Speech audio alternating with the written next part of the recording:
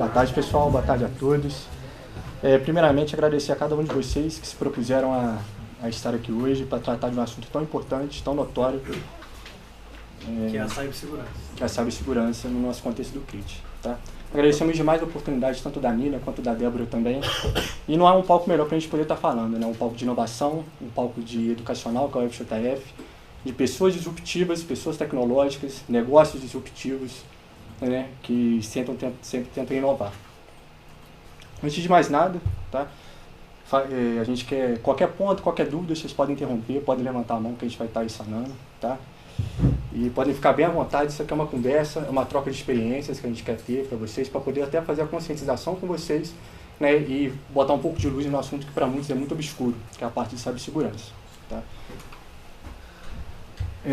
Antes de mais nada, tá? Qualquer discurso, qualquer visão, qualquer aspecto, qualquer cultura que a gente vai estar aqui passando para vocês é de total autoria e responsabilidade nossa, não tem nenhum vínculo ativo em relação ao nosso empregador, então qualquer autoria, qualquer visão que a gente tiver em relação ao conteúdo, a parte de valores, é de nossa autoria e nossa responsabilidade exclusivamente, tudo bem? Então aqui a gente vai falar um pouquinho sobre a gente. Sou o Gabriel Ribeiro Testoni, pós-graduado em Cibersegurança e Defesa Cibernética. Tenho uma certificação pela SANS, que é Cyber Threat Intelligence, especialista em threat hunting, investigação de crimes cibernéticos e ataques cibernéticos. Falando um pouquinho de mim, pessoal, eu comecei em tecnologia em 2018, trabalhando com a parte de desenvolvimento de software, muito aplicado para desenvolvimento mobile. Em 2019 e 2020 eu trabalhei muito com a parte de suporte de infraestrutura, tanto na parte de administração de sistemas, configuração de dispositivos de redes, formulação de documentos de tecnologia, como PDTI, né, para fazer o alinhamento do negócio das empresas com a parte tecnológica, também com a implementação de Service Desk, né, e nesse sentido. Em 2021, 2022 ainda trabalhava com a parte de engenharia de software aí no contexto geral, né, saindo um pouco do escopo só da parte de desenvolvimento, dando atenção total a todo o processo de desenvolvimento, já pensando com esses insights de segurança, né. Hoje a gente já tem uma metodologia muito voltada para a parte de DevSecOps, então essa metodologia era implementada desde então. E desde 2022, né, 2021, 2022, 2023, eu venho atuando com mais força aí já na parte de cibersegurança, Threat Intel, administração de sistemas Linux, tanto voltado para Red Hat quanto CentOS, parte de gestão de vulnerabilidades, quanto também na parte de captação e monitoramento de sistemas, né, fazendo a parte de coleta, análise de logs e montando regras de negócio para tornar os ativos dessas empresas e fazer uma mensuração de gestão de risco. Tudo bem? Primeiro tópico que a gente vai abordar hoje, né, que seria ameaças cibernéticas, né, se o startup está preparado, né. O nosso principal objetivo aqui hoje é conscientizá-los para enfrentar as ameaças cibernéticas que podem afetar profundamente o sucesso das empresas de vocês.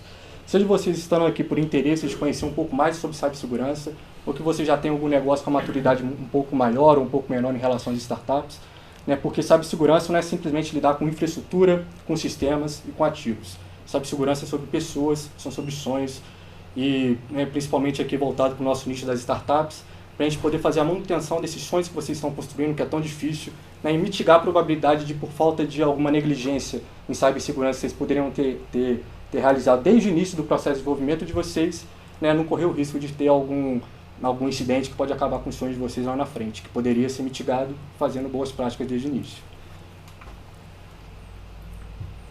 Então, aprofundando mais nisso, né, a gente sabe que a gente está no mundo digital hoje, mundo de informações, onde tudo é possível, inclusive ameaças. Então, a gente tem a nossa ideia de negócio, a gente tem o nosso planejamento, mas a gente fica muito preocupado em crescer, muito preocupado em orçamento, muito preocupado em lucro, e a gente esquece que as nossas empresas, as startups de vocês, a gente não tem só informações suas, só informação das pessoas que trabalham com você, mas também informação de clientes. Então é algo que não é só você que tem que preocupar, você tem que preocupar com toda aquela cadeia de informações, toda aquela cadeia de clientes que confiam no negócio de vocês para poder entregar algo de valor, entregar algo seguro. Então a gente pergunta para vocês, será que realmente estamos preparados para as ameaças cibernéticas? Então a gente queria fazer um nivelamento aqui agora com todo mundo, para saber se, quando a gente fala de ameaça cibernética, a gente fala de incidente cibernético, de proteção de dados, se todo mundo aqui tem um conhecimento legal, ou se a gente precisa descer mais no detalhe, ou como é que está a organização de vocês. Queria interagir aqui com o pessoal, queria que a gente conversasse, fazesse uma coisa bem diferente aqui. Então, quem quiser falar, o pessoal tem conhecimento, sabe segurança, incidente. Sabe sobre o tema. Tá, eu estou na faculdade de cibersegurança. Ótimo. Ah, bacana. Aonde você faz? Na CELP. Legal, quanto tempo já? Estou no segundo período lá. Trabalhando já na área? Ainda não, estou começando. Então, beleza. Mais um ponto também, né? Saber do nicho de negócio de vocês, né? Quem aqui já tem alguma empresa, que já tá começando nesse negócio, até para a gente poder fazer um direcionamento maior sobre o nicho de negócio especificamente das startups. Tem alguém aqui que já tem algum negócio? Quer entrar? Eu, desde 2012, trabalho com meios de pagamento. Ah, perfeito. Eu tinha antes uma intermediadora, só que tinha muito risco operacional, que na época não era conhecido arranjo de pagamento. Sim. Aí hoje eu trabalho dentro da área de pagamento, mas não só agente liquidante, entendeu? Tem uma empresa de pagamentos para serviço. E há 2 anos eu estou estudando engenharia de software na Unicesumar. Ah, perfeito. Legal. Entendeu? E desenvolvo sistemas administrativos, aplicativo, site, loja virtual. Então o nicho de vocês não é especificamente só de meios de pagamento, você também faz a parte de desenvolvimento para outras empresas, outras soluções. Sim. Perfeito. Às vezes eu participo de alguma integração, tipo na Cielo. Sim. Uma igreja está precisando de fazer uma homologação, né, no web service, aí eu vou, ajudo. Legal. E nessa cultura de desenvolvimento, você já tem esse insight também de já pensar no processo de desenvolvimento, implementando a segurança já de forma proativa? Muita fraude na questão da parte de cibernética, que hoje os ladrões estão fazendo faculdade, né, para ciberroubar. Então, assim, hoje o pior ainda está sendo a transação no cartão de crédito, né, porque não tem, assim, uma certificação de validade, né, de validar os dados. Hoje está acontecendo muito a questão de reconhecimento facial. Até mesmo hoje, não sei se vocês já passaram por isso, habilitar um chip de telefonia novo, Sim. hoje te pede reconhecimento facial. Sim. Banco, aplicativo de banco, autenticação. Então o reconhecimento facial está ajudando demais numa transação online com cartão de crédito. A gente está passando de uma fase de usar senha e credencial para logar em alguma coisa para a gente entrar numa fase de passwordless, né? Que é não utilizar senha. Então, ou é um pendrivezinho, é um autenticador seu ali, ou a sua imagem. Então é algo que dificulta mais, né? Mas ainda assim a gente trabalha em vários casos de incidente de deepfake, quando a pessoa imita o rosto da pessoa, então consegue escanear. Então a gente tem várias formas hoje de burlar isso também, né? Mas, então vamos lá. Desculpa. Mais alguém? Leandro, eu tenho uma empresa incubada aqui no CRIT e a gente trabalha com um sistema de gestão de jornada de ponto online, né, o SaaS. Legal. Essa solução é de vocês ou vocês usam como uma solução terceirizada e vocês mesmos que desenvolveram, né? Perfeito. Então vai muito de encontro à propriedade intelectual, né? Perfeito. A gente vai tocar nesse ponto também. Mas alguém, pessoal, ou que tem uma empresa ou que veio aqui, quer saber um pouco mais sobre cibersegurança, quer jogar um pouco de luz nesse assunto? Então, beleza. Feito esse nivelamento com vocês, tá? Vamos apresentar agora como que vai ser de fato a nossa abordagem com vocês. Primeiro a gente vai fazer uma contextualização do cenário digital atual. Por que as startups são alvos atraentes para os grandes grupos de ameaças, para os atores de ameaças e para os criminosos cibernéticos, né? Quais são esses principais aspectos que levam as startups a chamarem tanta atenção nesse sentido? A gente vai permear também, a gente vai fazer uma introdução sobre o mundo da cibersegurança, né?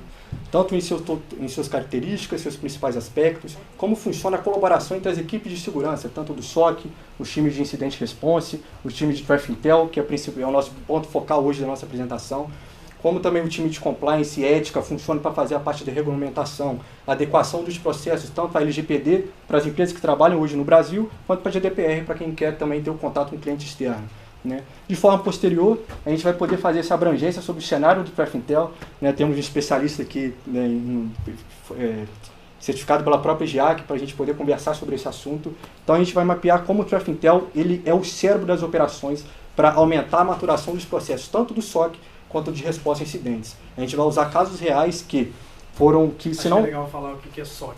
Perfeito. Às vezes o pessoal... SOC é o setor de operações de segurança das empresas. Normalmente quando a empresa ela tem um porte, a gente pode dizer de médio para grande, é de extrema importância ela ter ou um SOC interno ou ela contratar um SOC de uma terceirizada. A gente sabe que para startup, isso no início, é um custo elevadíssimo, né? Porque contratar profissionais de segurança hoje, a gente sabe que o mercado está super valorizado, então é algo que tem que ter um investimento, tem que ter um planejamento, mas a gente vai tentar criar formas disso não de querer passar por cima, mas formas que vocês mesmo com poucos recursos a gente consegue seguir em frente. Então falando, como o João comentou, do cenário atual, são 3 pilares que as startups hoje são alvos atraentes, que a gente separou aqui. divididos em ativos de valor, visibilidade limitada e evolução. Então, eu vou explicar agora a atividade de valor, né? A gente separa em recursos limitados, porque é uma empresa nova, uma empresa que está começando. As pessoas que começaram aquela startup são pessoas que precisam estar ali. Então, por exemplo, é um desenvolvedor, igual a coisa comentou, é um cara para trabalhar com a parte de finanças, talvez um contador ali. Então são equipes, são pessoas que para fazer o negócio rodar, para fazer o negócio funcionar. Então a gente começa a pensar que, bom, se meu negócio, se eu vendo, vamos supor, se eu vendo a parte financeira, né? Então eu vou preocupar muito com a parte de desenvolvimento, muito com a parte da parte de credenciais, né? A parte de certificados, por causa de PSID, um monte de coisas, deve saber mais. Então a gente tem esses recursos limitados porque a gente preocupa muito com isso. Mas, em contrapartida, esses dados que a gente coloca nisso, no nosso negócio, no nosso produto, de que forma está segura? De que forma você pensou que se eu vender isso aqui dessa forma, tá legal porque a pessoa está comprando. Mas a pessoa que está comprando de você, ou a pessoa que comprou o serviço, ela sabe que aquele trâmite ali está seguro, que as informações dela estão criptografadas, estão guardadas de forma certa. Então esses recursos limitados, eles atrapalham muito a startup no início, porque isso é um grande atrativo para os criminosos, pois eles sabem que startups, a grande maioria, a gente vai mostrar uma parte de estatísticas, não tem investimento em segurança.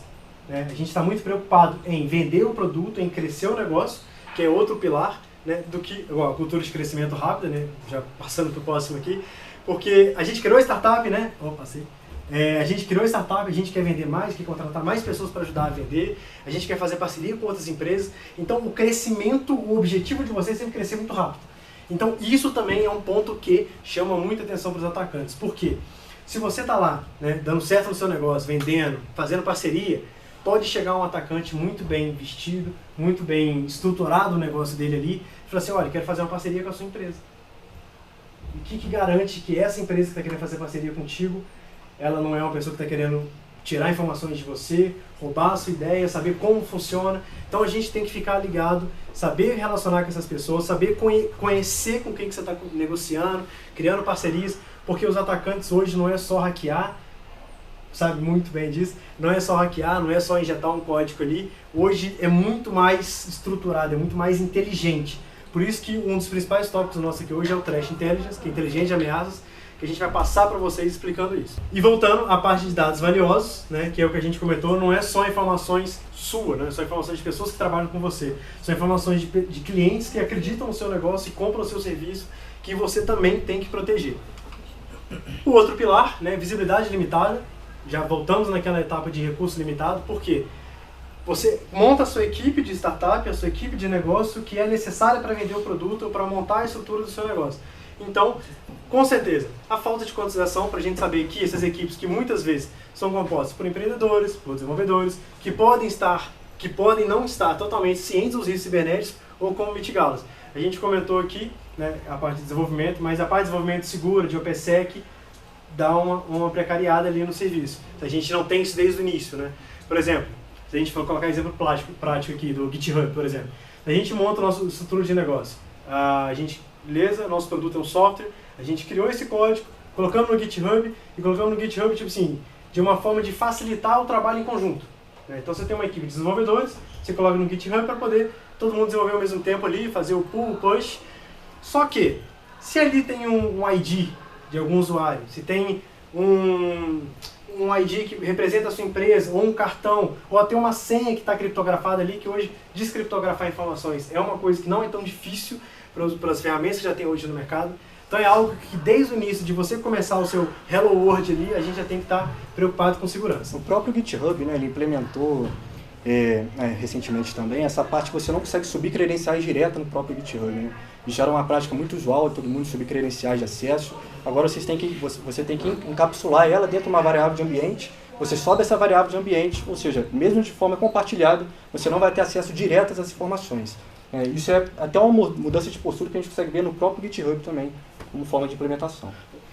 E infraestrutura em mudança, né? Voltando ao tópico também, que é o crescimento constante, o objetivo em crescer, então você está sempre mudando. Às vezes você está com o seu negócio aqui em Juiz de Fora, mas você vê que o negócio precisa ficar em Juiz de Fora, mas em Três Rios eu vendo mais. Então você tem que montar uma estrutura de negócio para estrutura de segurança aqui, em Juiz de Fora, protegendo seus dados de negócio, mais a estrutura de clientes, de marketing, de prospecção de negócio para cidades como Três Rios, como a característica ali mais de Três Rios, ou a gente pode falar cidades pequenas, dependendo do tipo do seu negócio.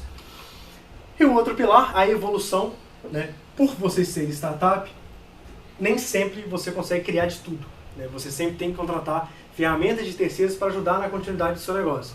Então, o uso de tecnologias de terceiros é um ponto também, pois até empresas grandes, né? É um dos maiores problemas hoje nas empresas grandes, é a contratação de tecnologias de terceiros, porque a gente não está lidando só com vulnerabilidades do nosso sistema, a gente está lidando também com vulnerabilidades do próximo parceiro nosso.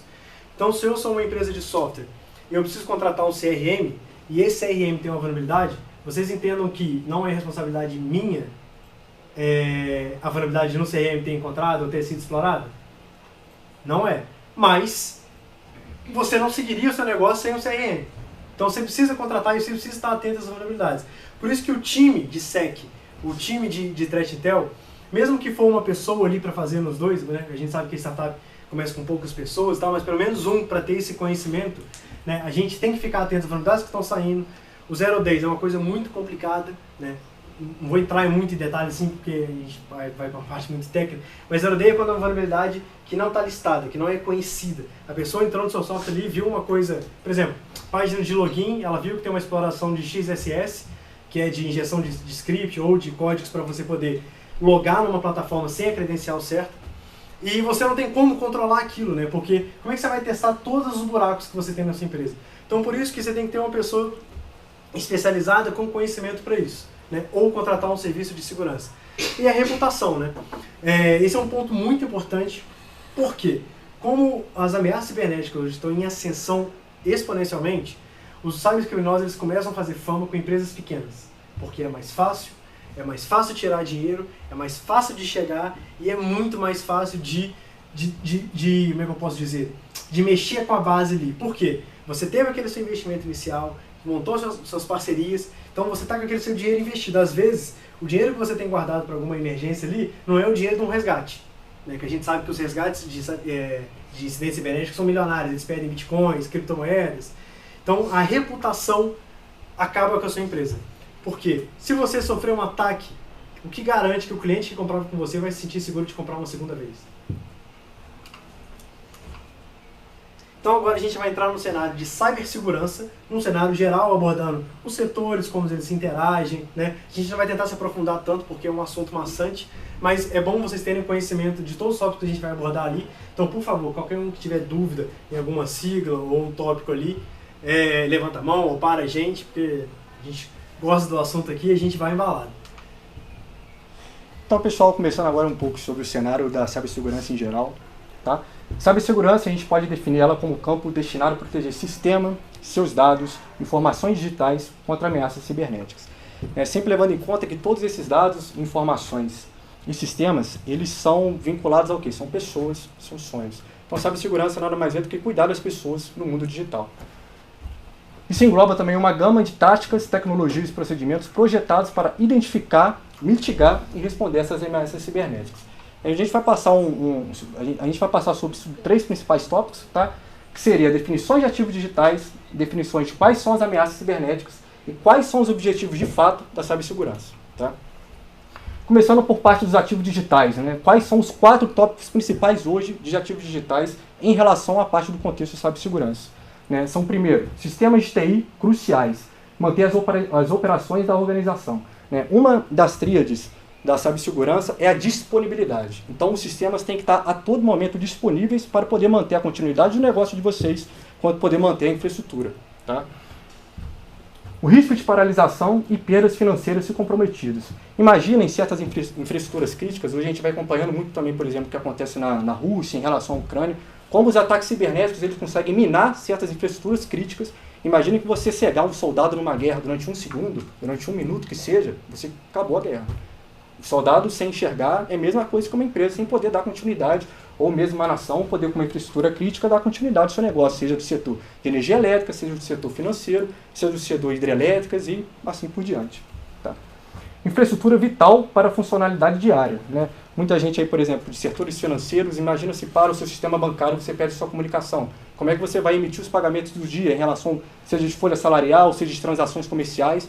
Por algum motivo desse, acabou a disponibilidade, quer dizer que pode perder prospecção de negócio, reputação da sua empresa pode ir para níveis muito baixos e é muito difícil recuperar esse tipo de coisa no cenário atual. Tá? Os dados, né? Os dados são, hoje, sempre foram ouro, mas agora, né, que antes a segurança era vista muito como algo prejuízo para a empresa, era um investimento que ninguém queria ter, hoje é visto como algo inevitável, não tem como, principalmente por causa dos dados. Tá? Novo ouro das empresas são insights valiosos para decisões estratégicas. Né? Hoje a gente tem muita parte de análise de Big Data também, como é importante a gente poder fazer uma análise, normalização de dados também e processamento, tanto para a criação de novas estratégias de negócio, quanto para a prospecção de novos clientes, ou até mesmo para produções de novos softwares, novas soluções. Tá? Da mesma forma que dados é muito importante para a gente manter a cibersegurança, dados é de extrema importância para quem quer atacar. A primeira fase de uma cadeia de ataque é reconhecimento.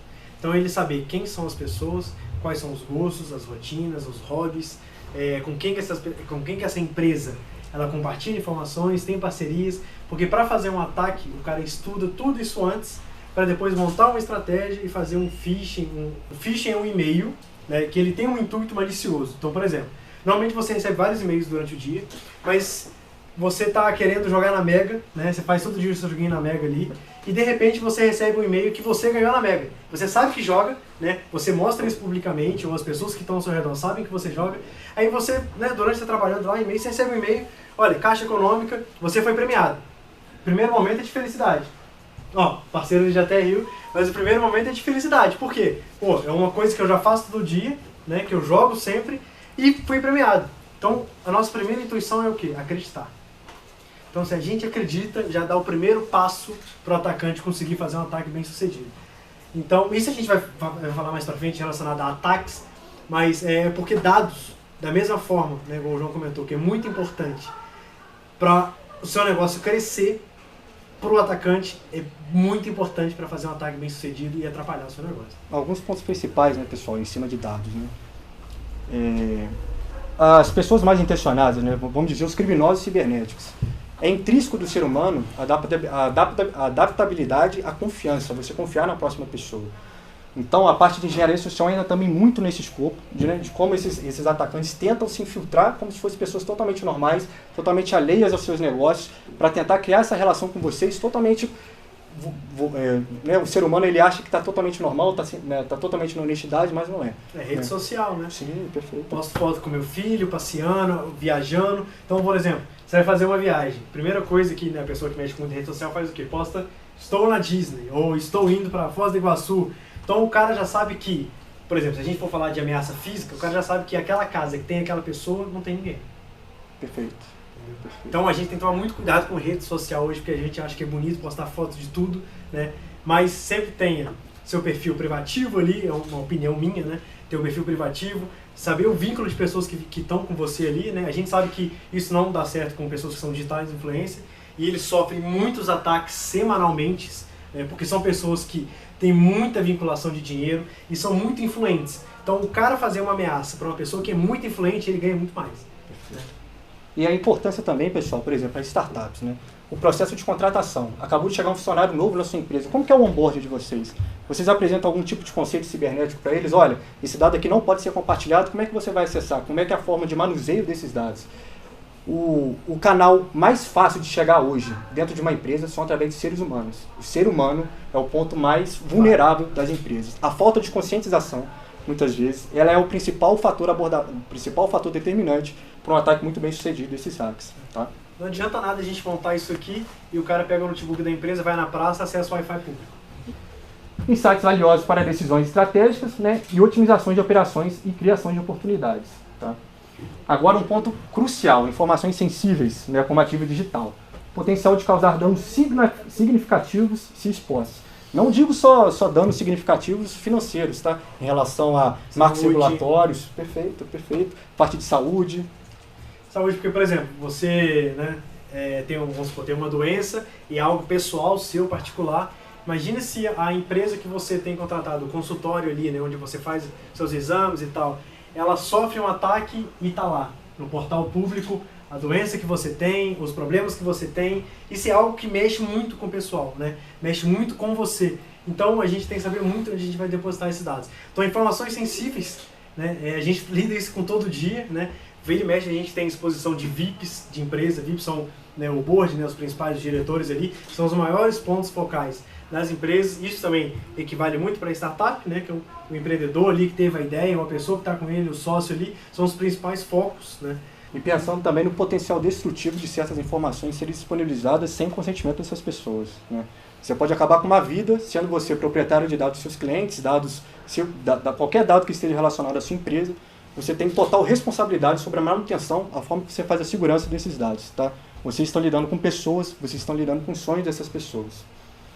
Risco de perdas financeiras e danos à reputação, isso entra muito em loco, como a gente estava falando, em relação aos marcos regulatórios que nós temos hoje, né? Tanto em relação ao LGPD, como devem ser tratados esses dados, como é a forma certa de manuseio desses dados, como é a forma certa de você fazer as transações, quem tem que ter acesso de fato a essas informações.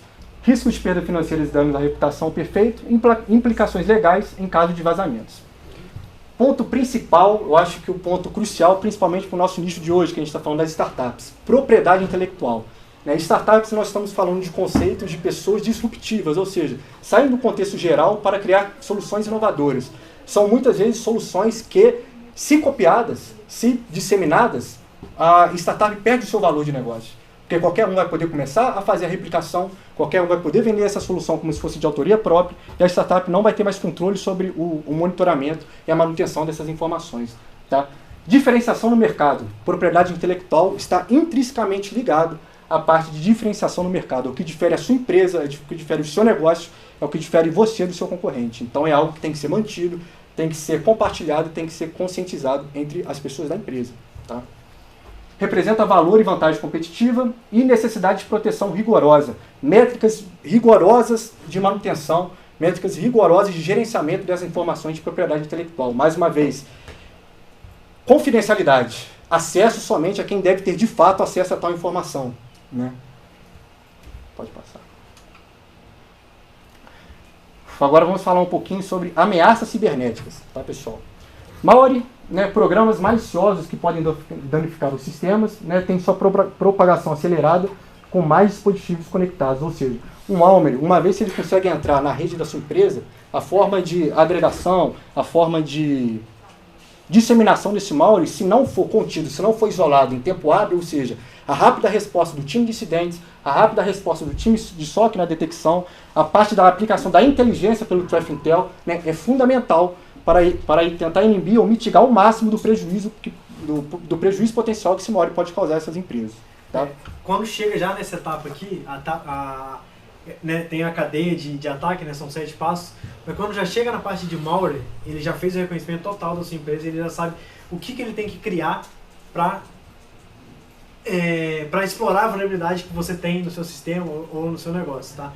Então, quando já está em malware, você já tem que estar muito preocupado, né, porque você tem que ou parar a execução dele, né, identificar de forma reativa, porque ele já está lá, né. O ataque de phishing, né, que é o próximo que o João vai falar, é a etapa inicial, né, onde ele faz o primeiro início, o primeiro passo ali para conseguir entrar na sua empresa. Igual eu comentei o de phishing, você ganhou aqui na Mega, baixa aqui o seu extrato ou qualquer coisa do tipo, aí você clica lá, instala uma coisa na sua máquina, infecta todo mundo da sua empresa por uma coisa que você não prestou atenção. E cada vez mais os phishing estão se sofisticando, tá? São vários tipos de phishing, desde o voice phishing, que é por determinados tipos de ligação, né? O phishing também pode ser por... Exatamente, perfeito. Qualquer mensagem que você vê ali, recuperação de telefone, insira aqui seu número, seu CPF. Por favor, não caiam nesse tipo de ameaça. Qualquer dúvida, liguem para a operadora ou para a central, validem essas informações, né? É bom ter em mente também que, principalmente instituições financeiras, nunca vão pedir seus dados por telefone. Eles sempre vão pedir para você ir até a instituição, poder fazer essa validação já. Então, assim, por favor, de fato, não, aqui a gente está indo diretamente no nicho das startups, mas principalmente conscientizar vocês, que é o primeiro passo para a gente mudar essa cultura reativa do Brasil e do mundo para implementar essa cultura proativa. Tá? É um ataque bem comum, que acho que a maioria já deve ter recebido aqui do Mercado Livre. Né? Venha ser analista nosso aqui e tal, ou vender. Tem do YouTube também, assista 2 vídeos e ganha R$10. Então... esses 3 ataques aí acontecem muito em sites e lojas de WordPress. Principalmente pelas vulnerabilidades dos plugins. Source, eu tenho muito trabalho nisso. Não use WordPress. Não use. Não use isso não. Não use. Usa qualquer outra coisa. Isso faz o site na mão, né? Faz, no HTML. Bota lá no chat GPT lá pra gente fazer o que fica melhor. Isso é até um tema muito importante, né? Porque hoje, até por falta de até por linhas de redução de custo, muitas empresas, muitos profissionais tentam pegar soluções já pré-prontas, digamos assim, e não tem noção das vulnerabilidades que essas aplicações têm. O WordPress, né, tem diversos plugins extremamente vulneráveis, né? Então também a importância de você ter noção da sua superfície de ataque da sua empresa. Hoje eu pergunto para vocês, alguém que tem negócio, ou vocês mesmo, pessoas normais, né, que tem tanto celular quanto computador, vocês têm noção realmente de quais ativos pertencem a vocês? Como assim faz ativos? Saber, por exemplo, celular, você sabe onde seu celular está conectando, toda a atenção que você tem, qual rede que você conecta. Seu notebook, você pode ter lá, eu tenho um notebook de 5, 6 anos atrás, ele está lá guardado. Você sabe como é que está a segurança dele em relação ao sistema operacional? Você A última vez que você rodou um antivírus... Perfeito. Antivírus gratuito, pessoal, é a mesma coisa que nada.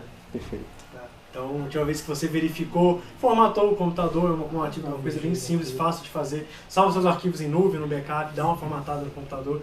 Eu sou meio sistemático nisso, eu faço quase todo mês. Então, são coisas assim, que básicas, mas que passam despercebido no dia a dia, né? Porque a gente está falando de startup aqui, mas também tem a vida pessoal de vocês, né? Trabalho, escola, pessoal de faculdade. Então, qualquer vacilo ali, né, pode ir público uma informação sua ali, foto com a ex, né, postando, você tá aqui em tal lugar e você já tá casado, entendeu? Então, ativos pessoais, igual o João tá comentando, perguntando, são coisas que vêm de você, né, fazem parte de você. Então, coisas que você utiliza no dia a dia. Ou mesmo até serviço que você contrata, né? Por exemplo, você contratou uma nova internet, chegou um roteador pré-configurado na sua casa. Quantos de vocês mudam a senha pré-configurada? A senha padrão? Você já tem um conhecimento. Assim, algumas soluções, isso é muito inerente, né? Já vem com certos padrões de acesso, né? Senhas template, admin 123, senha admin 123, ou seja, esses atacantes, eles estão cientes que cerca de 80 a 90% das pessoas não alteram essas senhas. Na verdade, muitas nem sabem quem tem que alterar. Eles não têm trabalho de fazer nada.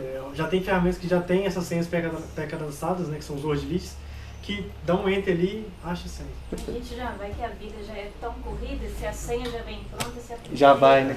E falando disso, senhas, por exemplo, se você tem um cachorro e você posta na rede social e sua senha, provavelmente pode ser o nome do seu cachorro, mais a data de alguma coisa. O ataque do DDoS ele vai muito de encontro à parte da disponibilidade dos sistemas, né? O principal objetivo do ataque do DDoS, né, ou do DOS também, sobrecarga de sistemas e redes, usados como distração, protesto ou vingança. Uma vez que você indisponibiliza o sistema de uma empresa, essa empresa está extremamente vulnerável. Tá? É o que a gente falou. Se você cegar um soldado numa guerra durante 1 minuto, você pode matar esse soldado.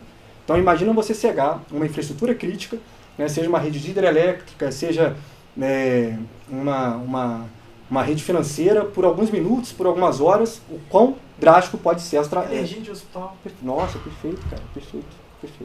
A importância da prevenção contra os ataques de DDoS, tá? E o ataque de DDoS, ele não é só também com o objetivo de hackear a empresa ou coisa do tipo assim. Ele acontece muito também por hacktivistas, que são pessoas que se consideram hackers do bem, né, por ir contra uma atividade do governo, coisa do tipo. Exemplo, vamos supor que essa lei que surgiu agora de taxação de produtos que vem de fora de Shein, desses produtos assim, o pessoal é contra.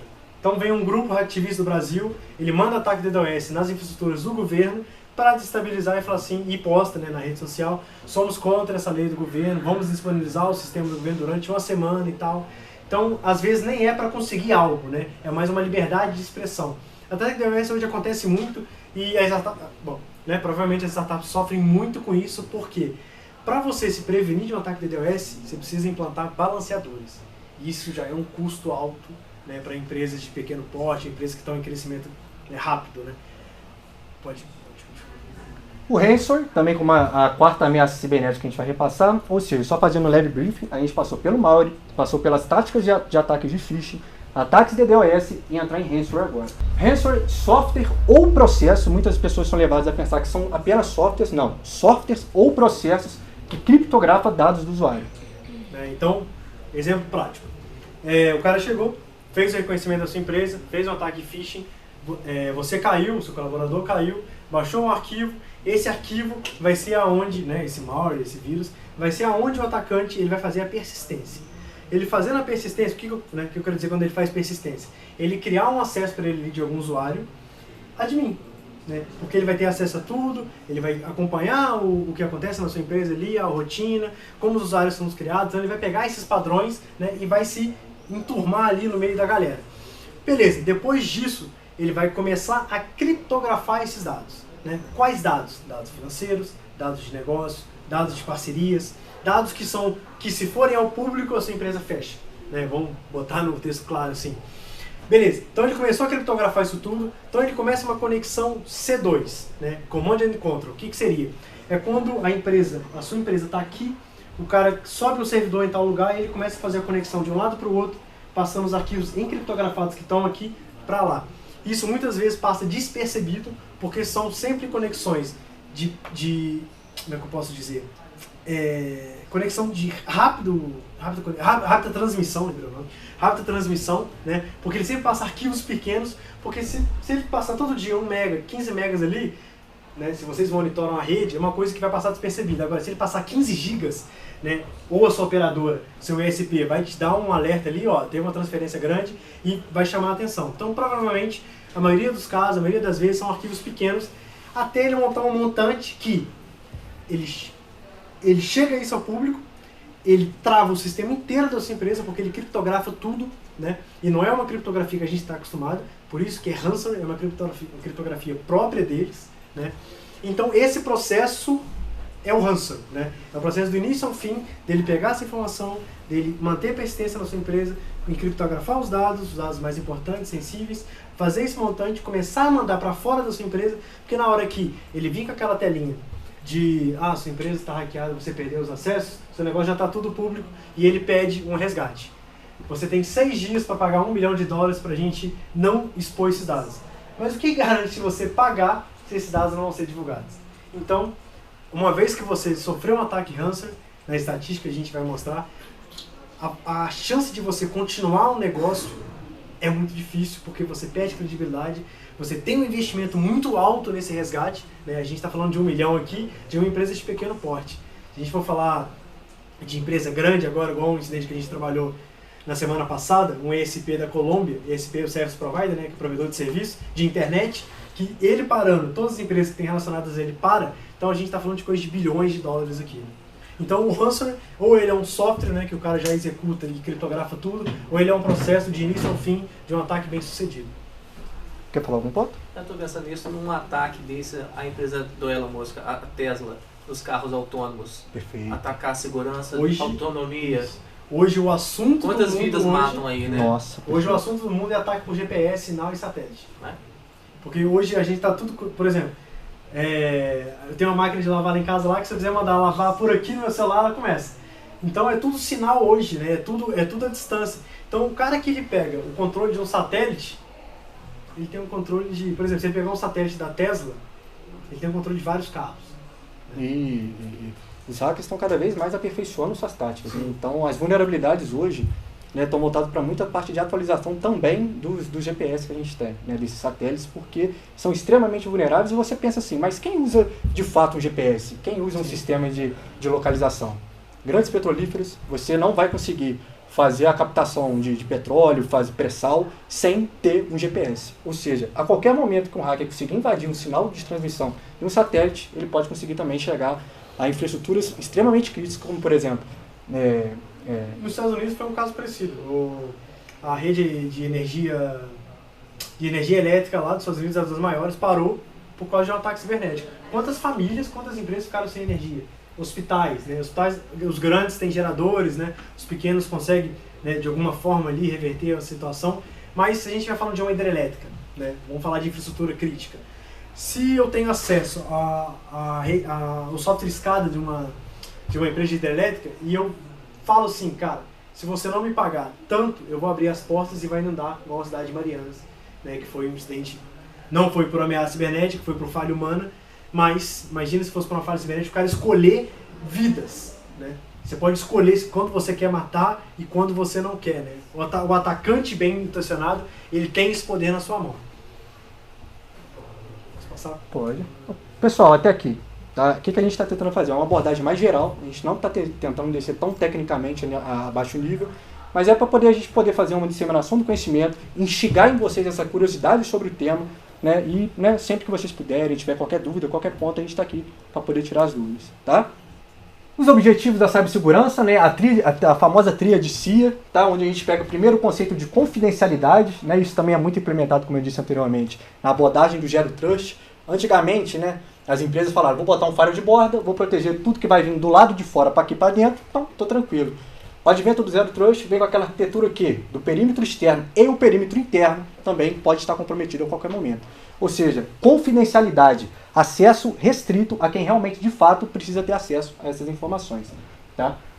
Proteção contra acesso não autorizado, uso de criptografia e controle de acesso. A parte de MFA também, né, Multi-Factor Authenticator também, que é onde você tem que fazer tanto uma autenticação ou pelo computador ou recebe uma notificação pelo celular também. Como é importante você ter essa analogia, esse paralelismo de acesso. VPN, né? As empresas hoje utilizam sempre VPN, né, para poder proteger o tráfego de dados ali. Por exemplo, Okta Verify, né, tem umas ferramentas dessas que funcionam com MFA. Tá? Integridade, né, garantia de dados precisos e confiáveis, isso aqui é determinante. Qual a importância de você manter hoje a integridade dos seus dados? Tanto para a estratégia de negócio, se você for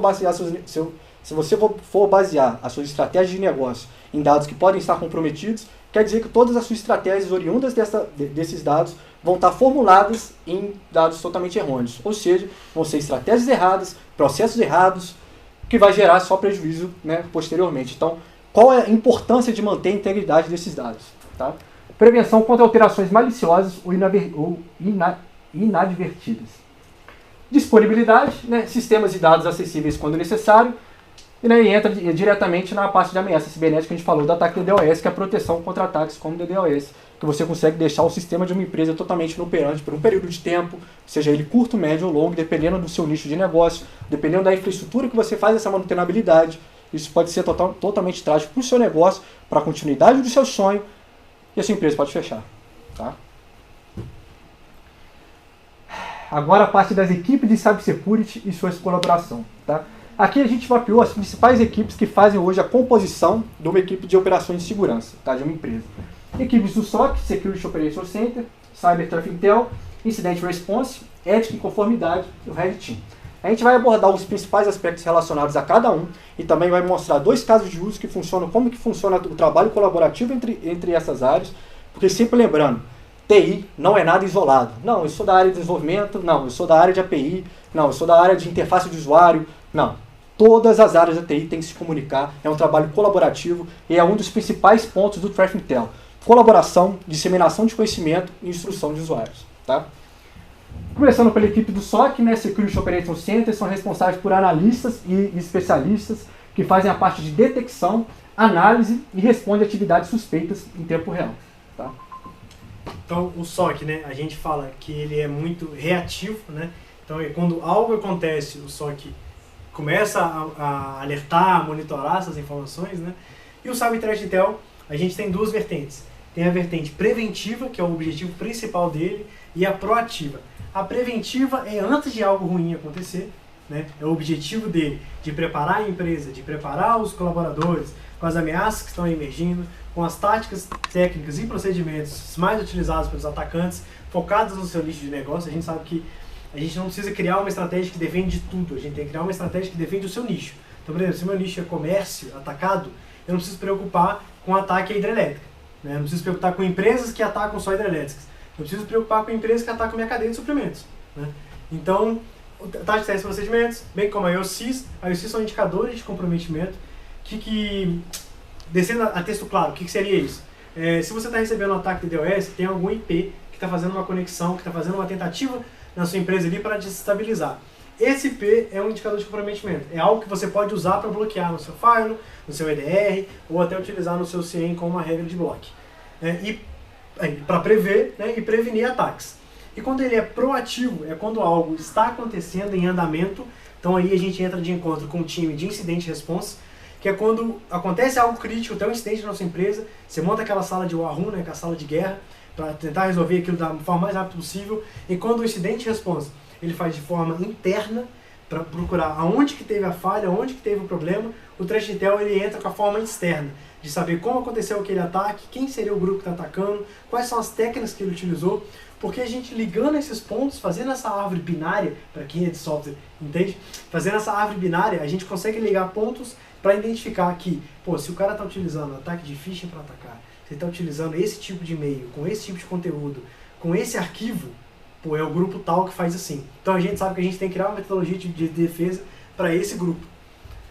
Incident Response, né, é a parte onde eles investigam a causa e mitigam os danos, né, ele é a parte reativa, já é diferente dos outros setores porque ele só é acionado quando algo crítico acontece. Perfeito.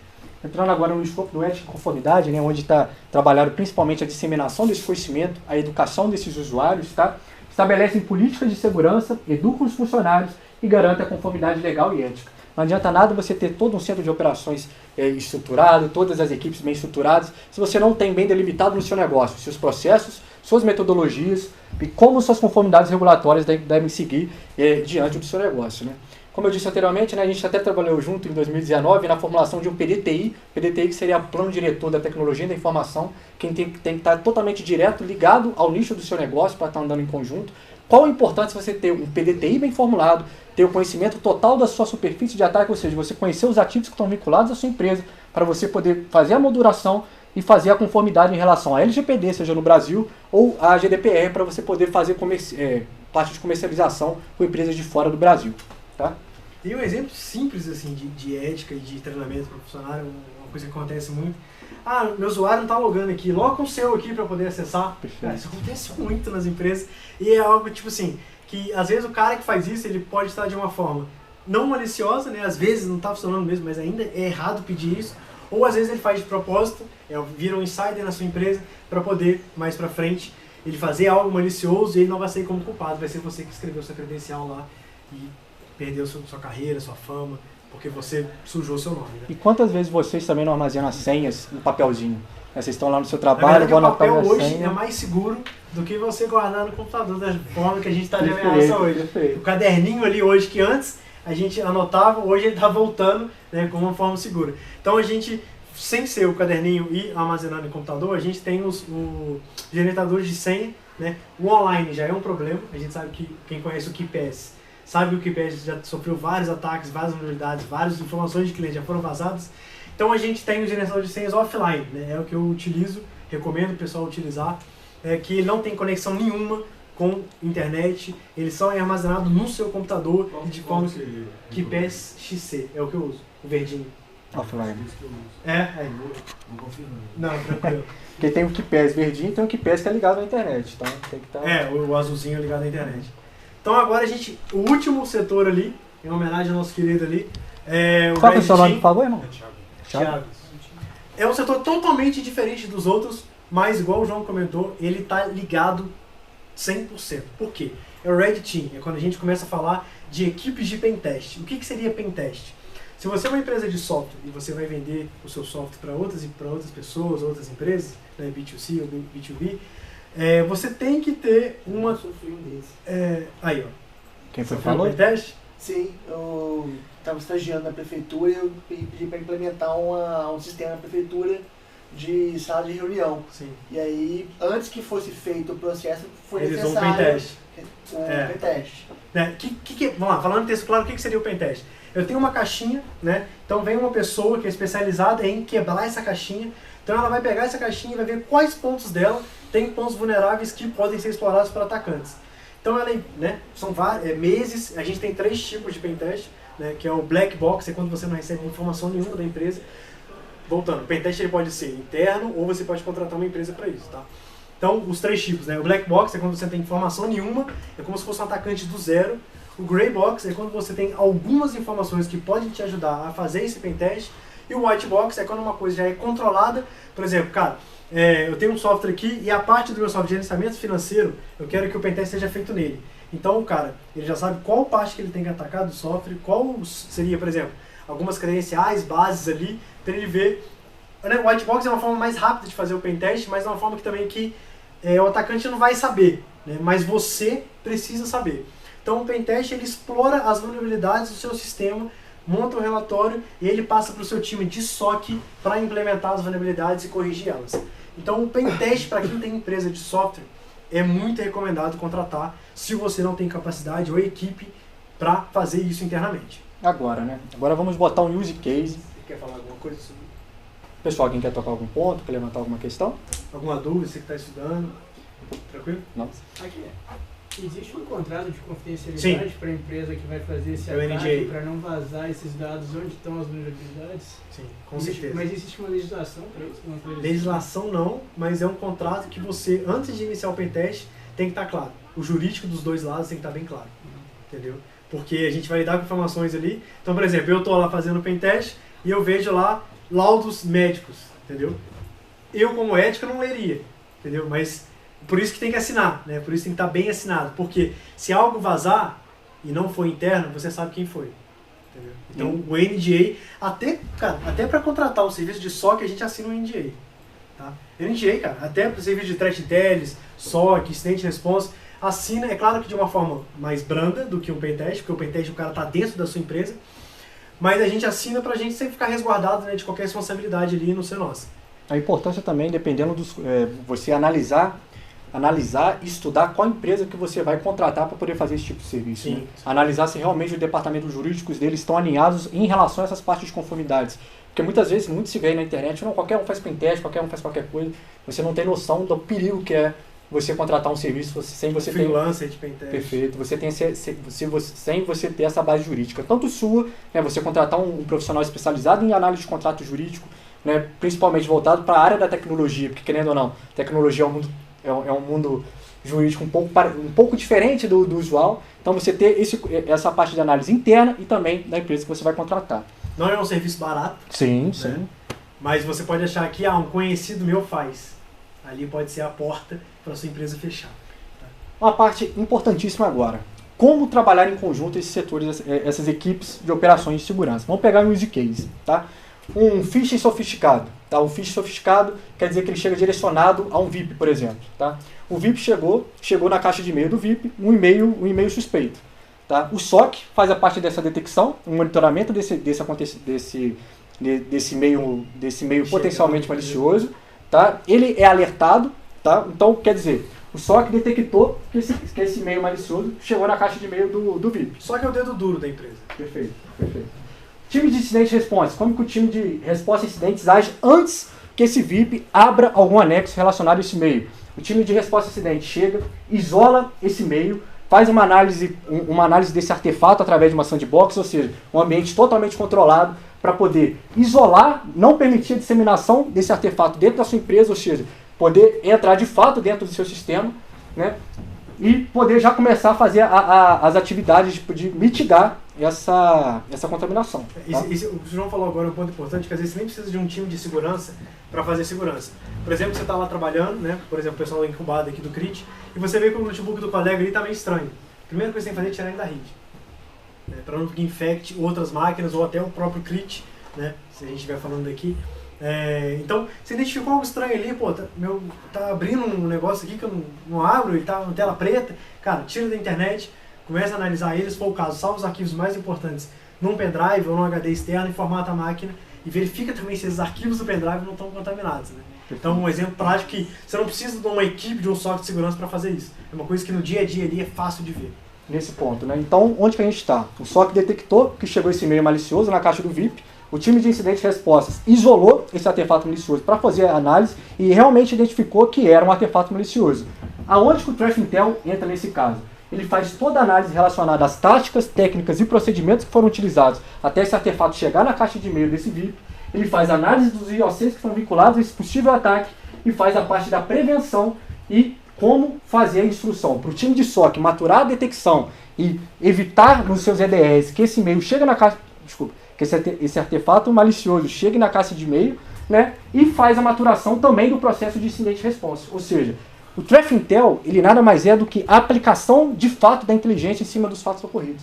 Ele faz toda a análise técnica, de procedimentos, de OCs, para fazer a maturação dos processos de detecção do SOC, quanto à parte de maturação do processo de ação, de isolamento, de contenção do time de resposta a incidentes. Ou seja, 4 etapas básicas. O SOC identificou, o time de resposta a incidentes isolou, o time de Threat Intel fez análise e aplicou a inteligência, e onde funciona a parte da disseminação desse conhecimento. Mais uma vez, o como é importante que as equipes de TI tenham total comunicação entre si, troca evolutiva, feedback construtivo, trocarem comunicações. Ao final de todo incidente, fazer um resumo do que aconteceu. Tá?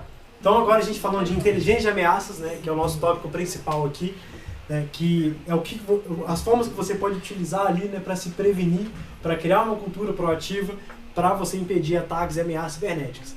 Então um textinho ali simples, é um processo de coletar, analisar informações sobre potenciais ameaças cibernéticas com o objetivo de fornecer a compreensão clara e ação proativa contra ataques, protegendo e fortalecendo sistemas e redes.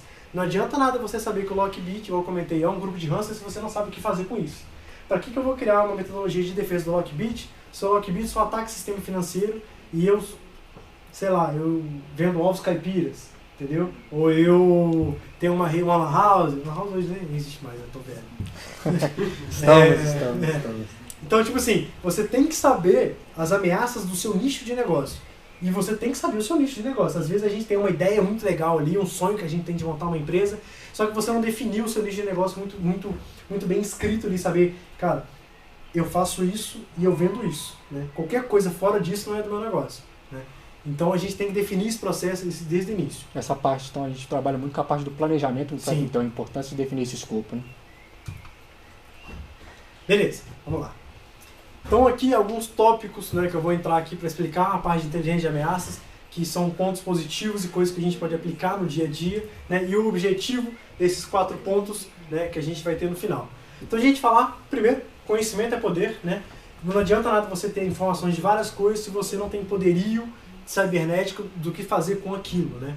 Então transformar dados brutos, coisas que a gente pesquisa na internet, ataques recentes, Brasil, quais são os maiores grupos de ataques a redes de atacado no Brasil, pesquisa simples, você já sabe o nome de algumas coisas ali, né? Então transformar os dados brutos de pesquisa em informações úteis, informações que eu posso utilizar. Igual a pergunta do colega ali, cara, como é que eu posso evitar o cara de ficar passando a senha, né? Aí você começa a pesquisar na internet, pô, como fazer uma cultura de conscientização de senhas. Aí você vai ler sobre MFA, você vai ler sobre senha segura, senha criptografada, várias coisas, e você anota ali coisas que são possíveis e tangíveis para o seu negócio para você poder aplicar.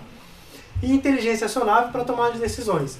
Então, caso aconteça algum vazamento de senha, você tem algum método ou alguma metodologia que você pode seguir, né, para se proteger para caso aquilo aconteça. Ah, descobri um vazamento de senha. Primeira coisa, pedido de troca de senha para todos os computadores da empresa. Né? Então, se você tem uma rede conectada ali, você consegue fazer um pedido forçado. O cara só vai entrar no sistema se ele trocar a senha. Então, isso é uma das coisas principais que a gente faz quando tem vazamento de senhas. E não é só o cara do financeiro que vazou a senha que o RH não precisa trocar, é a empresa inteira. Você não sabe mais o que vazou. Prevendo e prevenindo ataques. Identificando padrões e tendências de ameaças. Então, a gente voltando no grupo, nos atores, nos grupos, né? Então, por exemplo, o Lockbit, ele sempre começa com o reconhecimento da sua empresa. Então, você tem que avaliar o que está público seu, né? Então, você começa a fazer pesquisa no Google de o nome da minha empresa, se o CNPJ tem algumas informações ali agravantes sobre você ou não. Por exemplo, multas que pode ter, a gente sabe que às vezes acontece alguma multa. Ele pode utilizar essa multa para te extorquir, para te pressionar. Domínio, né? Você registra um domínio. A informação de domínio lá, você tem que, né, uma forma legal de fazer isso. Você pode deixar os seus dados de forma anônima, né? Você não precisa mostrar aqui quem comprou, como comprou. A única coisa que fica visível é o seu e-mail de suporte, e-mail de abuso para domínio. Então uma coisa, abuse, quando eu falo, por exemplo, abuso de marca, né? Inflação de copyright ou de trademark, é quando alguém está utilizando o nome da sua marca ou utilizando a sua ideia de forma fraudulenta, né? Então a gente tem essa forma de e-mail de comunicação, por exemplo, um cliente seu, o João, cara, eu compro de você aqui e tal, mas eu vi um cara oferecendo a mesma coisa com o mesmo nome, com um preço mais barato. É parceiro seu? Às vezes muitas informações vêm de cliente, né, que pode te alertar sobre essas coisas. Então você tem que aprender, né, pegar desses dois lados, né, por isso que é um serviço proativo. E adaptando-se proativamente a novas ameaças emergentes. Então se você criou uma metodologia de defesa para esse grupo, o que garante que amanhã esse grupo está fazendo a mesma forma de ataque. Não mudou o e-mail, não mudou a forma de escrita do e-mail ali. Então, se a gente vai fazer um bloco de phishing por conteúdo, né, por exemplo, phishing tem lá o textinho e eu quero bloquear o conteúdo Caixa Econômica. Então, qualquer e-mail que o conteúdo tiver Caixa Econômica, a ferramenta de bloqueio de anti-spam já vai travar. Mas amanhã, esse cara pode perceber que os e-mails dele não estão tendo sucesso e trocar Caixa Econômica para Econômica Caixa. Trocar o nome da palavra. Ou colocar Caixa Federal Econômica, já passa na sua regra. Então você tem que sempre estar acompanhando a possibilidades e similaridades de ataque para acompanhar as novas ameaças que podem surgir na sua empresa. Fazendo isso, você consegue antecipar a ameaça. Por quê? Você compreendendo que vamos supor, se você recebe muito e-mail de spam, né, você cria uma metodologia de defesa para spam. Se eu recebo muito contato de e-mail sobre parceria ou de orçamento e que sempre vem com Excel, sendo que eu não pedi um Excel, sendo que eu não pedi um doc nesse e-mail. Estranho, né? É uma técnica, é uma tática que o cara pode estar utilizando. Cara, quero fazer um orçamento e tal, preencha o orçamento para mim nesse Excel aqui que eu anexei para você. Pode ser um ponto, né, de ataque. E melhoria na tomada de decisões, né? Você sabendo isso, você sabe, por exemplo, o cara te pedindo um orçamento de alguma coisa e te mandou um Excel e você, estranho, não pediu um Excel. Então abre, né? Responde o e-mail de forma normal, né? Manda você o arquivo ou manda você na forma de conteúdo de texto. A gente trabalha com informações assim, quando a gente fala de e-mail, nunca responda ou nunca haja de uma forma sendo que você não pediu.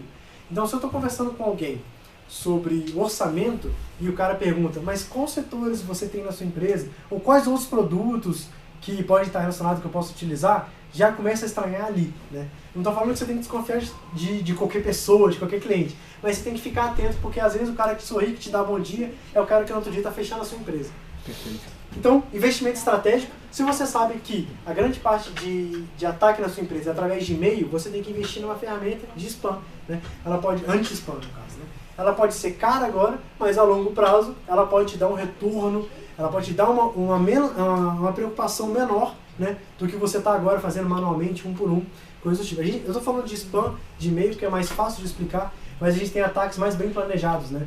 É uma coisa que acontece bastante em faculdade, às vezes alguém já passou por isso, no SESI quando a gente fez o curso eu passei por isso. A gente vai para aula, numa aula de TI e tal, e o cara esquece o pendrive e vai embora. Você, por curiosidade, você pega aquele pendrive e injeta na máquina, pra você saber o que tem. Vai ter uma informação legal ali, uma prova. Um trabalho que eu estou há meses estudando para fazer, não consigo, o cara tá ali. No ato de você pegar esse pendrive e injetar, ele pode ter um arquivo malicioso ali, que ele já executa na máquina e já explora a vulnerabilidade, explora a vulnerabilidade e você tá enrolado ali. Isso acontece muito com faculdade, porque estudantes gostam de fazer uma gracinha ali para mostrar que sabe alguma coisa, mas isso também acontece muito em empresas. Estacionamento, já peguei pendrive caído no chão do lado de carro, o cara vai, pega, injeta na coisa. Balcão de atendente, você está conversando com um cara lá, a pessoa vira para pegar um documento, você solta um pendrive, obrigado e tal, vai embora, a pessoa injeta aquilo, você tem acesso total à empresa. E é uma exploração de uma habilidade humana, né? Curiosidade. Curiosidade. Cartão, crachá. O crachá tem empresa que você tem que passar o crachá para você abrir uma porta. Aí você posta na rede social, novo emprego, pessoal, estou super feliz. Aí tem um crachá aqui, o cara já sabe qual que é a forma que a empresa utiliza para entrar, o seu nome, a sua fotinha, o cara para imprimir aquilo, entrar, né? Vamos supor que um cara pode ser loira, aí contrata uma pessoa loira para fazer isso, para entrar lá, ou um cara moreno.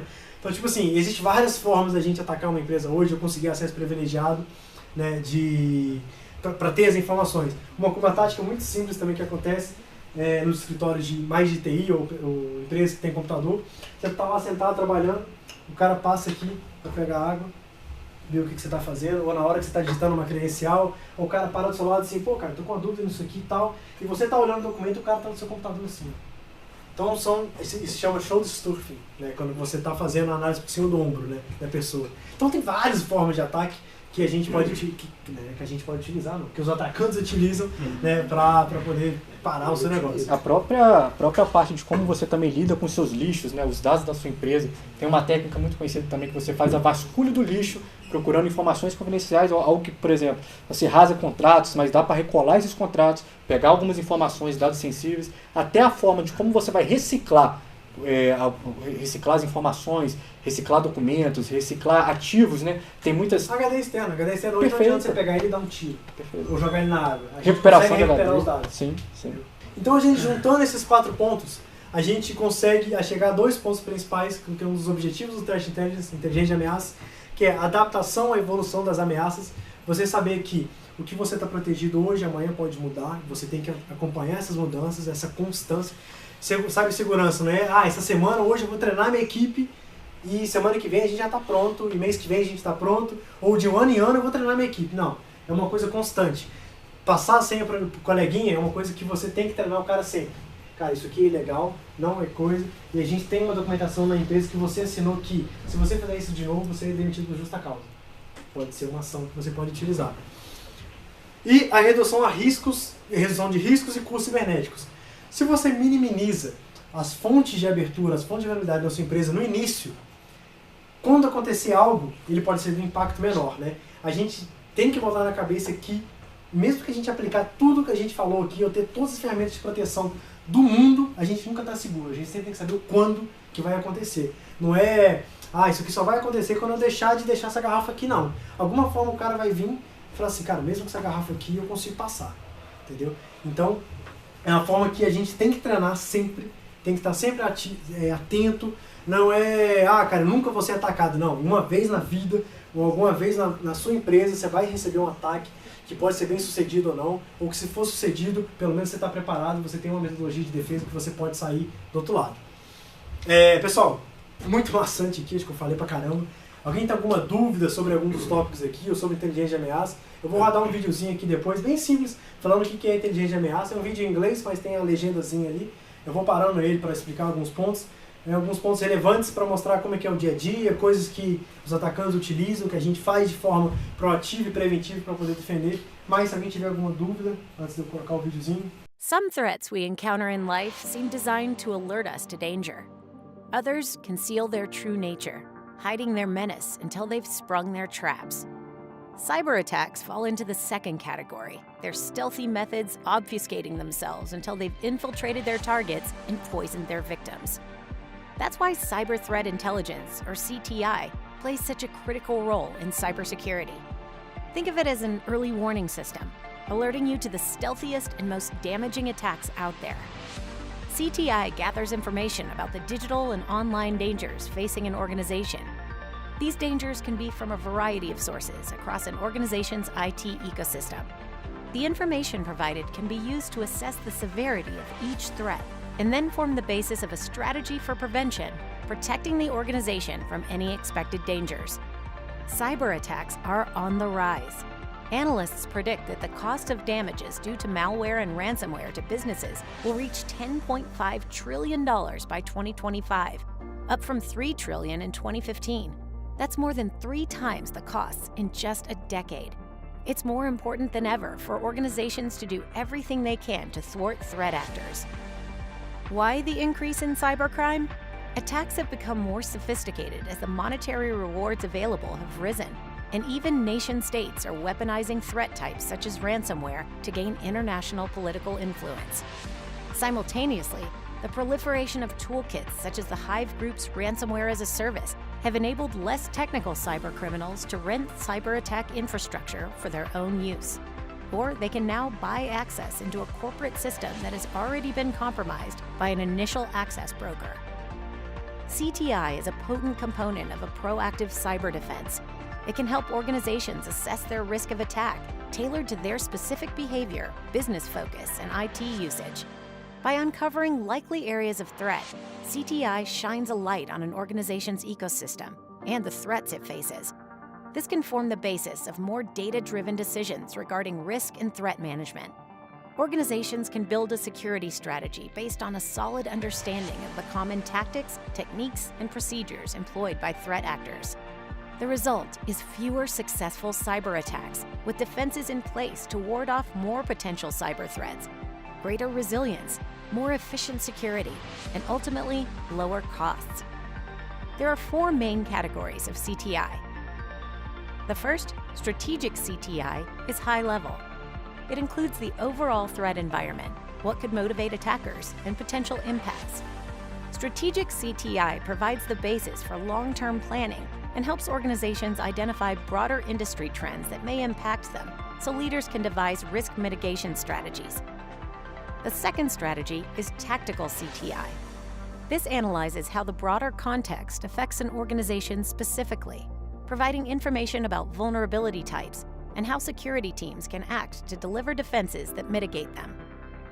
The next two categories of CTI, technical and operational, refer to the day-to-day methodology for preventing and dealing with cyber attacks. Technical CTI defines the indicators of attack with insights as to how to prevent the same or similar attacks. Operational CTI provides detailed, real-time knowledge about threats. This includes threat hunting and infiltration of threat actor communities. To implement CTI, an organization must first work out what needs protecting, including corporate assets and processes. Some of these may be more critical than others, meaning an attack will have greater impact. Each asset can be prioritized for cybersecurity measures. During this initial phase, the organization looks at the motivations for attacks and which assets and processes could be vulnerable. This defines the attack surface and guides the types of CTI required to inform protection. Once the initial phase is complete, the CTI process involves collecting raw information from internal and external sources. These could include the logs from antivirus software and website traffic reports, industry updates from cybersecurity specialists, and other forms of monitoring data. This data is then processed into an organized form. The processing is likely to employ advanced techniques, such as artificial intelligence and machine learning, to assist with structuring. Once the information is processed, security experts can analyze it, using their skills and knowledge to add context. This results in detailed insights and defensive plans. These core insights and the actions that can be taken against threats can then be disseminated to stakeholders. This forms their guide for deciding how to implement mitigation strategies and tactics based on CTI. They can also provide feedback and adjustments to the specialist security team. The result is improved cybersecurity with a detailed plan for prevention, alerts, mitigation in the event of an attack, and a roadmap for implementing proactive security measures. Então, só voltando mais ponto lá, que agora a gente nem falando de tecnologia, nem de ameaça e tal, não adianta nada também, a gente fala mais de pessoas, agora não adianta nada você ter uma infraestrutura segura, software seguro e tal, se você tem um colaborador que não está motivado. Né? Se ele recebe uma proposta de, cara, estou te oferecendo dinheiro aqui para saber mais informações da sua empresa, credencial que você utiliza. Então, se o cara não está motivado, né, se ele pega num momento de dificuldade financeira, o cara às vezes tende, né, a vender essas informações e, né, a gente volta lá no início da apresentação, que às vezes não é nem sempre ameaças cibernéticas relacionadas a softwares, relacionadas a programas, pessoas, né? Então, hoje em dia, os ataques aumentam não só por conta de tecnologia, mas porque pessoas aí também é o ponto mais falho, né, numa cadeia de suprimentos, coisas do tipo. Né? Então, o CTI, né, tem esse objetivo, né, que é o Cyber Threat Intelligence, que tem esse objetivo de prevenir ataques cibernéticos e atividade proativa quando acontece algum incidente na sua empresa. Então, a gente já chegando numa parte final aqui da nossa apresentação, que a gente vai falar a parte de estatísticas, né, só para dar aquele sustinho em todo mundo e casos de uso, né? O que acontece quando você não tem uma política de segurança ou metodologias que a gente comentou aqui na sua empresa? Aqui são dois casos de startups conhecidos, é o caso Vastano e o caso de MyBiz Homepage. Né? O primeiro é uma clínica de psicoterapia finlandesa, né? Ela teve o registro de tratamentos roubados, então aquilo volta naquele exemplo que eu dei, né, do hospital ou de uma clínica, de um consultório, né, que você tem informações que são pessoais suas ali, que são informações críticas para você, que você não queria que mais pessoas soubessem, né, que coisa sua, assim, né. Imagina isso tudo público, né, porque o atacante entrou, o atacante roubou esses dados, ele pediu um resgate, a empresa não pagou, esses dados estão ao público para qualquer um baixar, né.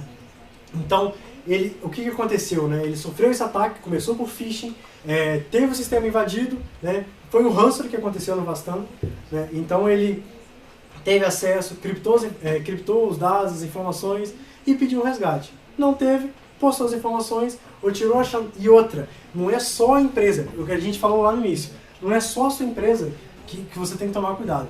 Você tem que também pensar nos dados dos seus clientes, nas pessoas que estão acreditando no seu negócio. Imagina, por exemplo, eu tenho, sei lá, vou dar um exemplo aqui. Eu tenho diabetes, aí o cara vai fazer uma chantagem pra mim sobre a questão de insulina, ou sobre, cara, eu vou falar pra todo mundo que você tem diabetes e tal, uma coisa que você não falou pra ninguém, que ninguém sabe. Então, imagina uma chantagem direta dos seus clientes com pessoas externas. Né? Por exemplo, trabalho com a parte financeira. Vamos supor que você tem vários clientes ali, né, controles financeiros e tal, e os seus clientes estão recebendo chantagem de coisa, cara, tem coisa que só você sabe e a pessoa aqui tá me chantageando, que se eu não pagar ela tal coisa, ela vai expor isso ao público, vai acabar com o meu negócio, com a minha parceria. Resultado, falência devido ao impacto na reputação e receitas. Por ser uma clínica, por trabalhar com pessoas, a reputação é de extrema importância. Logo, não adianta nada você voltar com o seu negócio ativo se ninguém mais acredita no seu negócio. E o outro caso, que é o monitoramento de desempenhos financeiros, não sei se tem a ver com o seu negócio. Então, ele monitora esse desempenho. O que seria isso? O que essa empresa faz? Então, por exemplo, pode ser uma empresa de investimentos, uma empresa de correlação de dados de financeiro, coisas do tipo. Então, ela tem informações suas ali, que pode ser pessoais da sua empresa, informações de dados sensíveis, informações críticas. Né? É uma empresa que valia 100 milhões de dólares na época que ela foi atacada. Então, sabe, os atacantes exploraram a vulnerabilidade, interromperam os serviços, tiveram acesso às informações. Né? O CEO, né, o CEO foi demitido, né, que é o principal executivo de tecnologia de segurança da empresa. Então, a empresa acha que se demitir o cara que foi... Não é que o cara foi responsável, ele é o cara que coordena as equipes que estão abaixo, que a gente mostrou mais cedo lá, o SOC, o Threat Intel, o Incident Response, a parte de ética. Ele é o que coordena tudo que está embaixo dele. Então ele é o topo da árvore, ele é a maçãzinha que nasce lá em cima. Então a empresa, os investidores, os diretores acham que se mandar esse cara embora, porque a empresa foi atacada, a culpa é dele, resolve. Não. Mandou o cara embora, contratou um novo CEO, tiveram com gasto mais de $1 milhão para correção, enfim, não conseguiu manter por questão de gasto, de voltar com patrimônio de novo, com investimentos, e teve a decisão do board, né, do time de cima, de encerramento das atividades após um ataque cibernético. O número médio de ataques geral por semana no mundo, nas organizações, cresceu 40%, né, de 2021 para 2022. No Brasil, esse aumento foi mais significativo, né, que em média semanal a gente tem 967 ataques no geral, para todo tipo de empresas, de todos os nichos, né, que foi um crescimento de 62%. Né. E segundo algumas outras estimativas, ocorrem mais de 2.200 ataques cibernéticos por dia, né, porque aqui a gente pode estar falando de ataques bem-sucedidos, e aqui tentativas de ataques, né, ataques de DDoS, né, ataques de phishing. Então isso equivale, né, com uma loucura, a um ataque cibernético a cada 39 segundos. Então você está olhando no relógio assim, a gente espera 40 segundos por mais, a empresa foi atacada. E aqui embaixo são estatísticas voltadas para vocês, para startups. Né? 60% das startups, né, empresas de pequenos e médios portes que sofrem um cyber-ataque, fecham em até 6 meses depois do ataque. Não aguentam com os custos, o investimento que você teve total ali do seu negócio, e depois você tem que pagar um resgate, ou cliente processando, as 60% das empresas não conseguem manter a continuidade do seu negócio. E 70% dos clientes deixam de fazer negócio com você após você ter um vazamento de dados. São estatísticas que doem, né? Que a gente vê que é números altos, né? Mais de 50%, então tipo assim, muito mais da metade, que acontece todo dia. Então pessoal, a gente está encerrando aqui a nossa apresentação. No final ali vai ter o nosso nome, o telefone de contato, para caso quem queira conversar, tirar dúvidas, ou até dicas que a gente pode ajudar vocês com as empresas de vocês. Mas a gente queria abrir aqui agora para quem quiser falar alguma dúvida, ou quem quiser, né, relatar algum caso aqui. Vamos conversar. Se também se não sentirem à vontade, a gente pode estar no final esperando vocês para um bate-papo ali, mais pessoal. Mas alguém quer falar alguma coisa, tirar alguma dúvida? Gostaram? Todo mundo com a cara triste aí. Assim, gente, igual a gente falou, tá? É um assunto que é muito mais técnico do que a gente foi apresentado aqui. A baixo nível tem muito mais definições, muito mais escopos que poderiam ser abrangidos, mas o nosso papel aqui foi disseminar o nosso conhecimento de uma forma muito mais abrangente, criar esse insight dentro de vocês, tanto para procurar por iniciativas próprias, ou procurar a gente também para tirar algumas dúvidas. É para criar em vocês, dar esse sentimento de insight, de olha, cibersegurança é necessário, não só para as empresas, para vocês pessoas, para as pessoas que vocês amam, as pessoas que estão do lado de vocês, cibersegurança é extremamente essencial. Então, pessoal... A gente não está aqui como vendendo produtos, vendendo serviços. Perfeito. A gente está aqui como para criar uma comunidade mais segura, né? Então, cara, não sinta vergonha de tirar dúvida. Ah, cara, não sei isso, vou perguntar para eles, vão me zoar, não. A gente está um canal aberto totalmente, quem quiser conversar, estamos aí para ajudar. Perfeito, pessoal.